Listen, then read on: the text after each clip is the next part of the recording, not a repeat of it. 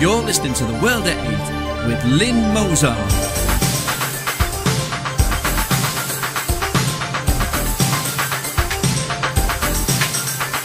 The World at 8, the number one in nationalist news. Highlights of the news today, Wednesday 30th of April 2014. Charlene kissed me goodbye, I never saw her again. Kudos to Coventry Telegraph. Ahmed, secret snaps of the dirty doctor. Fears man dressed like terrorist was bomber at Derbyshire Remembrance Day service. Law could force Spanish kids to do housework. Italy, 800,000 migrants about to depart for Europe. Saudi Arabia slams Norway on human rights. As Pakistani Catholics pray against sexual violence against children, more rapes reported in the Punjab. Nigeria, abducted girls moved abroad. Thought for the day, flaming from Penge. And finally, the technical age and its price. UK News. Charlene kissed me goodbye, I never saw her again. Kudos to Coventry Telegraph. Charlene Downs went missing in 2003. A mum is hoping to finally see justice done more than 10 years after her teenage daughter was murdered. Charlene Downs, aged 14, was last seen by her mum Karen a decade ago. Karen, 48, spent much of her life in Coventry and Charlene was born there. The family moved to Blackpool before Charlene vanished in November 2003.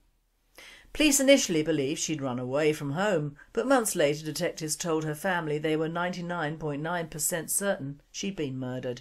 Detectives are now looking again at the unsolved case. Karen says she's delighted Lancashire police are putting resources into bringing Charlene's killer to justice. World at 8. For once an article in the news media concerning Charlene and treating Karen with the respect a grieving mother deserves. Ahmed, secret snaps of the dirty doctor. A doctor who turned part of a hospital ward into his own secret pornography studio has been thrown out of the profession. Dr Sumail Ahmed, 28, took over 100 snaps of women while he carried out intimate examinations at Penge.By Hospital, Devon. The trainee surgeons sectioned off their beds from the rest of the ward and touched his victims as he removed their clothing to get a better view of their bodies for his camera.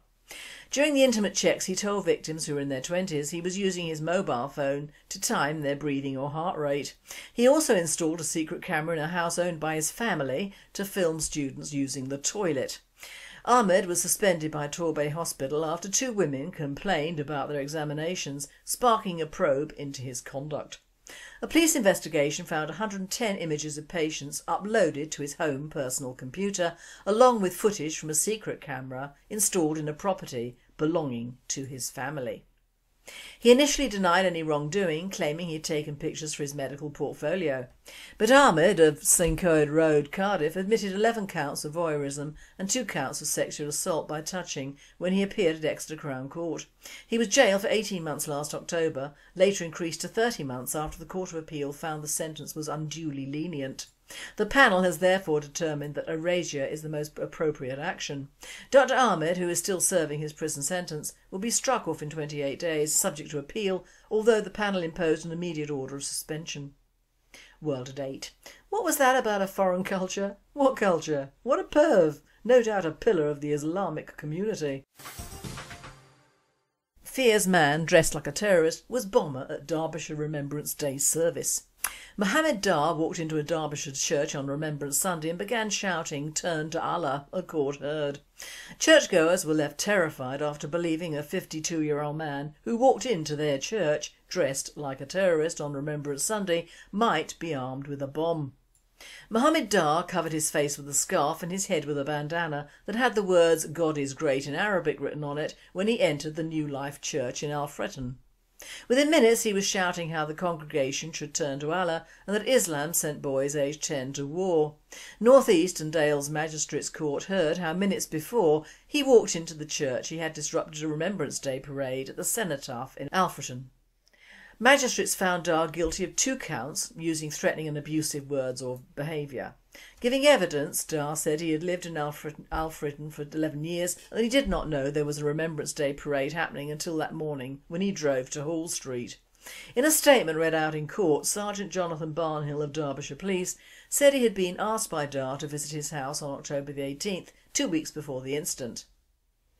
He said, "When I was there, Mr Dar said he views suicide bombers as the highest form of people. He also informed me that he did a lot of research into terrorism. I found Mr Dar very disturbing." Dar will be sentenced at a future date pending a report. World at 8. If Dar had been a white Christian BNP member, his house would have been turned over, his personal possessions and clothes taken, and he would have been roughed up and imprisoned immediately. One law for them and one law for us. European news. Law could force Spanish kids to do housework. Spanish parents and school teachers may soon have a new weapon in the battle against disobedient children after ministers approved a new draft child protection bill recently. If the law is passed, children under 18 in Spain will be legally obliged to do household chores in accordance with their age and regardless of their gender. They will also have to participate in family life and respect their parents and siblings, Spain's ABC newspaper reported. There are obligations for minors on the school front too. Children would have to respect school rules and study as required.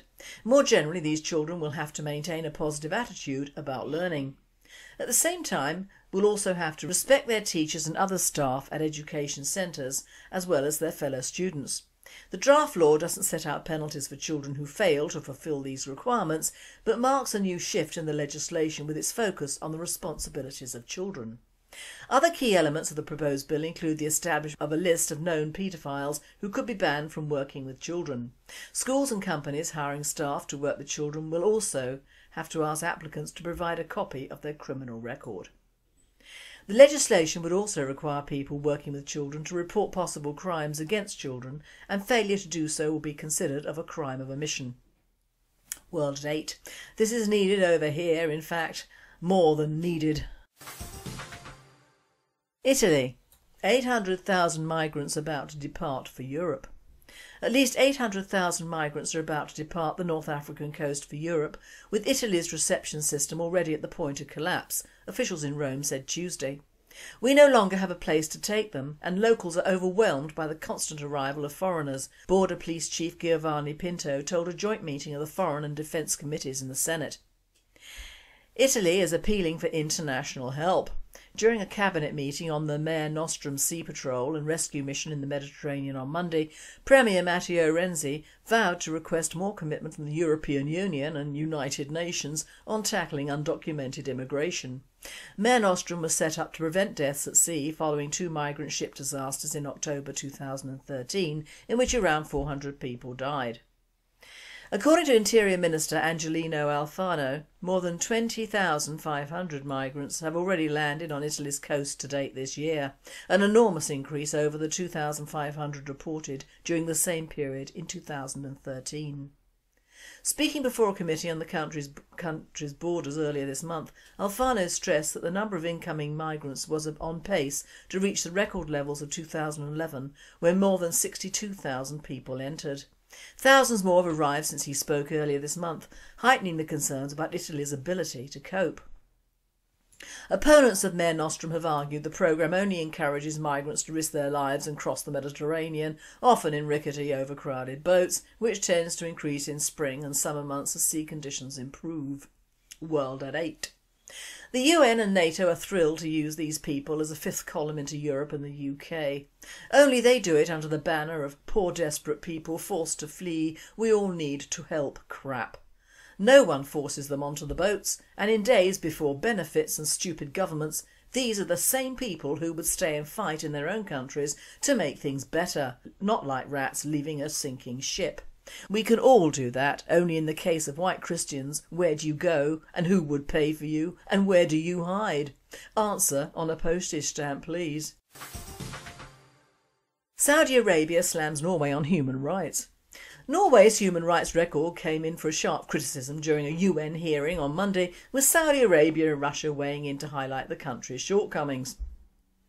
Saudi Arabia and other Islamic countries accuse Norway of doing too little to protect its Muslim minority, with Saudi Arabia calling for all criticism of religions or their prophets to be made illegal. Meanwhile, Russia accused the country of allowing extremist groups to operate freely and of moving too quickly to separate children from their parents. Norwegian Foreign Minister Borg-Brande was in Geneva on Monday to respond to criticism from no fewer than 91 other countries during a session of the United Nations Universal Periodic Review, under which UN members take turns to go under scrutiny. Before Monday's hearing, Brande conceded to Norway's NTB Newswire that many of the countries collected together to criticise Norway themselves hardly had spotless human rights records. It's paradox that countries which do not support fundamental human rights have influence on the Council, but that is the United Nations, he said. World at 8. WTF. The Norwegians may be tougher than the other Scandinavians, but they sure as hell treat their Muslim minorities much better than any bleeding Islamic country treats its non-Muslim minorities. On the other hand, deport all the European Muslims to Saudi and let them cope with them. World news. As Pakistani Catholics pray against sexual violence against children, more rapes reported in the Punjab. Torchlight processions and prayers are held for Sarah, who is in hospital in critical condition. In the past few days, 2 more cases have been reported. A 6-year-old girl sexually assaulted in Faisal-Bad and a 9-year-old girl raped and killed in Jang district. A recent study confirms the trend but acknowledges that only a few cases are reported. Sexual violence against girls continues in the Punjab province, with perpetrators still free amidst government silence and police inaction. In view of the situation, the Catholic Church of Pakistan yesterday organised torchlight processions and prayers in many Pakistani churches to demand justice for the innocent victims of sexual violence. At the end of Sunday Mass, meditations and prayers were performed for the young victims, especially for the speedy recovery of Sarah, a gang rape victim, and the release of Sawa Masi and Asia Bibi, who were sentenced to death for blasphemy. Sarah is not alone. In the past week, 2 other underage girls were raped in the Punjab, a 9-year-old girl raped and then murdered in Jang district, and a 6-year-old girl raped and left in a critical condition in Faisalabad. World at 8. We in Europe have been warned, but will we listen? Iraq hits jihadist convoy in Syria. Iraqi military helicopters have destroyed a convoy of fuel tankers inside Syrian territory, Baghdad says. The convoy was heading towards the border and was due to supply jihadi militants in Iraq's Anbar province, according to the Interior Ministry. It's believed to be the first time Iraq has said it carried out an attack inside Syria. Interior Ministry's Brigadier General Saad Mann said 8 lorries were hit in the raid near Al-Bukamal and 8 people had been killed. World at 8. Good, the more the merrier. Nigeria. Abducted girls moved abroad. Most of the 234 Borno schoolgirls in Boko Haram captivity had been ferried abroad to Chad and Cameroon after they were married off to sect members for 2,000 naira each, £10, an elder told Nigeria's Daily Trust. The 2,000 naira was paid as bride price on each of the girls to the specific Boko Haram members who took them from their school and who had assumed ownership of the students. The female students were taken from their hostels at Government Girls Secondary School, Chibok, on the night of April the 14th. About 40 had escaped in the days after the incident, but parents and school authorities said at least 234 of them were yet to be found. Thought for the day. Flaming from Penge. Like the late great Tony Hancock, everyone has their angry from Penge persona who writes in, as in the old days, or emails now, and like that person I'm taking up the cudgels as I'm simply flamingly angry over just so much that I'm having to put some thoughts aside for after the EU elections. But suffice to say, I've become so sick and tired of the television as a media with certain programmes which have been surrendered to the school of diversity and multiculturalism that even I, who have stuck by Coro and EastEnders for years, find myself fast-forwarding the recordings of same when specific scenes are shown. Now Coro is directed by a Menage Hooder or something along those lines, and clearly most of the new faces are either passing for white or not, but the health club run mainly by Asians is the only new business in that area and is abundantly stocked, as one might say. But with the now usual scenario of white woman fancying the pants of an Asian liberally speckled with another fancying the pants of a black person and mixed with the usual mixed race child, there is somewhere another PPP, public pulling power scenario of a black lesbian fancying or not fancying something or other. I have given up. It would seem around Coro the bettable girls go round in ever decreasing circles, betting everything, and I mean everything, that comes their way, excuse the pun. EastEnders is now redolent with grief over Lucy, who I couldn't stand in the first place, as she got thinner and thinner and her acting got worse, but now stands in death as a second-rate Princess Di as regards grief. I say good riddance to whoever bumped her off. Of course we have Muslims giving out advice on how to handle men and marriage Islamic style, the new family owning the pub have a queer son of course who can't seem to make up his mind, and I just fast forward most of this show nowadays. Now the reason I do so is not as one would think, just because I don't like to see the increase in ethnic actors, but because TV soaps are being used as a tool to get the Brits used to the idea that we are no longer a white Christian country. We are in fact a multicoloured, unintegrated, non-Christian, multi-sexed, Marxist hellhole. And this was brought to the fore in the wonderful news item on racism being sent away by footballers eating bananas online. Where else but in England could you find this making the news? Certainly not in the old days, when so-called racism was just a person being patriotic, and indeed we had no need of this particular word until earlier this last century, as we were like other countries in the world, mainly occupied by our own people, and they were quite varied enough for us. The footballers and sports anti-racist brigade is a laugh, and if you look closely and think, these people do not have to live within any distance of our heavily enriched cities and suburbs. They are the new rich and deposit their black behinds firmly behind gated communities that keep anyone who is worth under a certain level financially firmly out, and that goes for any colour, so who is more racist? A keen football fan who lives next door to all the wrong things that ethnics bring to our country and doesn't like the fact that the British teams are almost all heavily enriched, or the mega rich black footballer who lives the high life and gets away with in some cases literally anything? You tell me.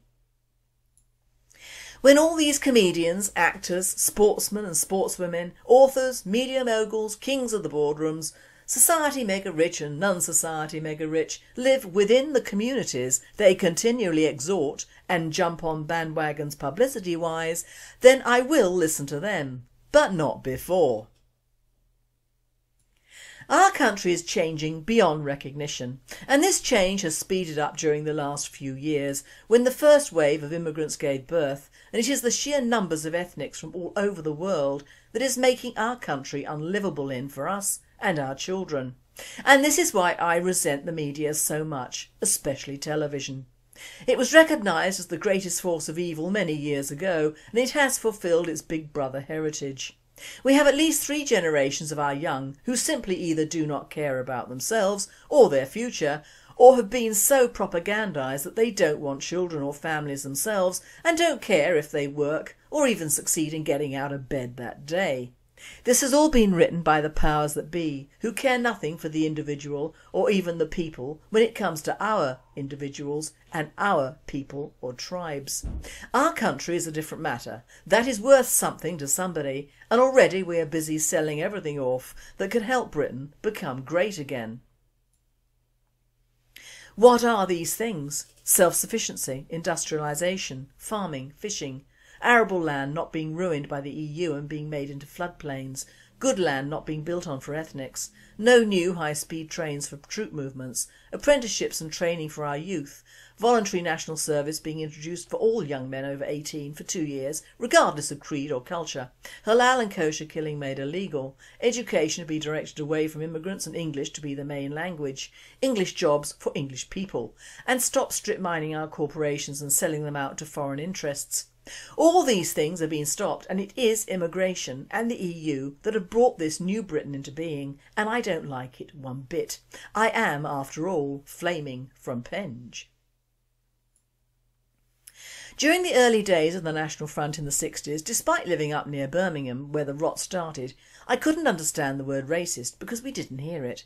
People in general, even in areas that are now no-go areas, saw the first stragglers oiling their way around the main city and we took no notice.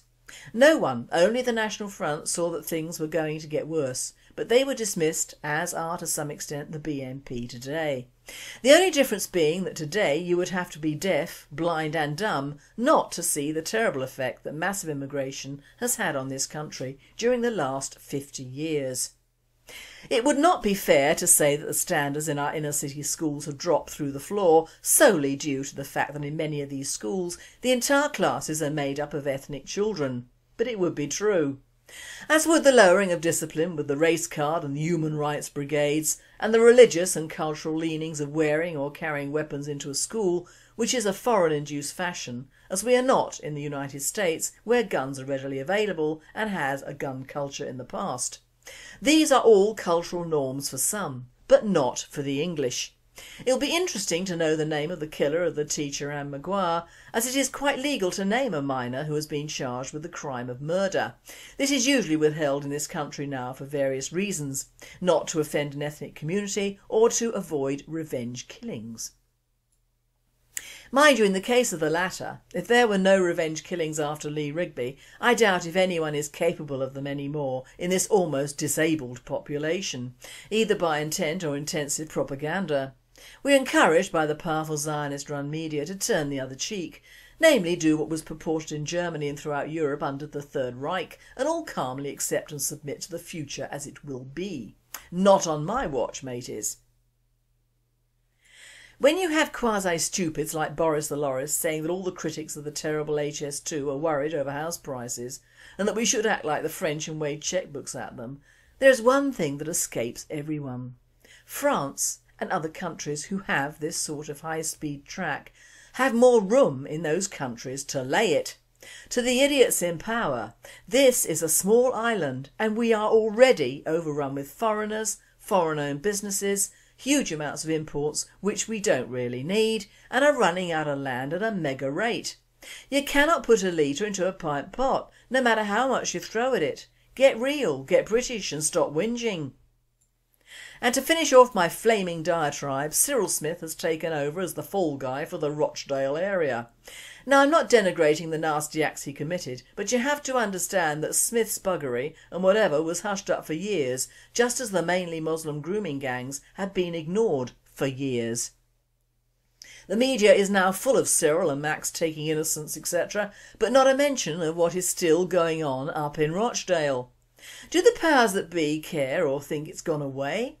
Don't they understand it is a cultural and religious way of life for many in the Muslim communities, and we will never be rid of it until we're rid of the people that are committing the crimes? What has bypassed common sense in this country is that when you allow, pay for, encourage and supposedly need foreigners in your country, they bring their culture, religion, morals, health issues and businesses with them. And they also bring our future in the shape of breeding more of them and outbreeding us. It isn't racist to be worried or aware, it is common sense and patriotism. And anyone who says different is just plain stupid. Look around, listen and watch and realise you might never see this country as it is now or was ever again. Not all progress is good and not all Luddites are bad. Slightly less flaming from Penge. By the way, where is Penge? Not near Southall by any chance. And finally, the new technical age and its price. We all know that computers are wonderful, but they are not human, and they are only as good as the people who operate them. This is a salutary tale of a new password, and please do excuse my language. Please enter your new password. Cabbage. Sorry, the password must be more than 8 characters. Boiled cabbage. Sorry, the password must contain 1 numeric character. 1 boiled cabbage. Sorry, the password cannot have blank spaces. 50 bloody boiled cabbages. Sorry, the password must contain at least 1 uppercase character. 50 bloody boiled cabbages. Sorry, the password cannot use more than 1 uppercase character consecutively. 50 bloody boiled cabbages shoved up your arse if you don't give me access now. Sorry, the password cannot contain punctuation. Really pissed off, 50 bloody boiled cabbages shoved up your arse if you don't give me access now. Sorry, that password is already in use. You've been listening to The World at 8. I am Lynn Mozart and I wish you all a very good night.